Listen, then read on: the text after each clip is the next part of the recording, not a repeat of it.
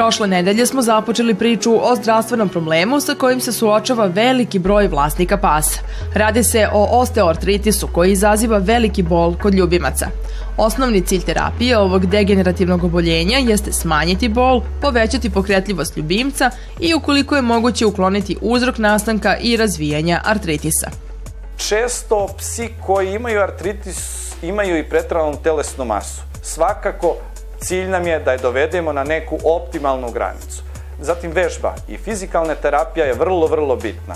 Svakako se predlaže blaga šetnja, ali to je do one granice koja je dovoljna da održimo tonus i kvalitet mišića, a da ne preteramo i ne napravimo dodatna oštećenja na zglobu. Tako blaga šetnja na povodcu, eventualno džogiranje ili najbolji oblik fizikalne terapije u ovom slučaju jeste svakako plivanje.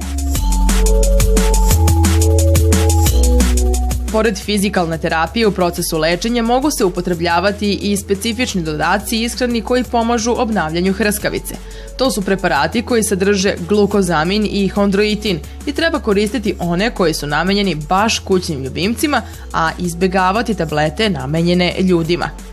Ako nije moguće ovim metodama rešiti problem, dalje se svakako opredeljujemo na medikamentoznu terapiju. Međutim, i ovde smo, kako da kažemo, ograničeni. Nema mnogo lekova koje mi možemo primjenjivati u ovom slučaju. Uglavnom, sve se svodi na primjenu nesteroidnih antiinflamatornih lekova, koji imaju dva osnovna cilja. Jedan je da smanje zapaljenje, ako je to moguće, i da otklone bol. I na taj način da životu takvog pacijenta daju određeni kvalitet. Najbolji oblik terapije, ako je moguće, jeste hirurgija. To su ozbiljni hirurški zahvati u kojima se u potpunosti otklanja problem, odnosno u potpunosti otklanja uzrok artritisa. Sigurno je svima poznata ugradnja proteza, odnosno veštačkog kuka. Zatim, isto tako hirurška metoda kao što je artrodeza, ukrućivanje takvog zgloba, ako je to moguće, rešit će problem. I hirurške metode jesu krajnja rešenja, a mora se reći i da su to dosta komplikovane i skupe intervencije. Ukoliko vaš ljubimac pripada rasama koje su nešto sklonije ovom problemu, savjetujemo vam da se potrudite da mu obezbedite što više uslova koji će uopšte sprečiti pojavu osteoartritisa.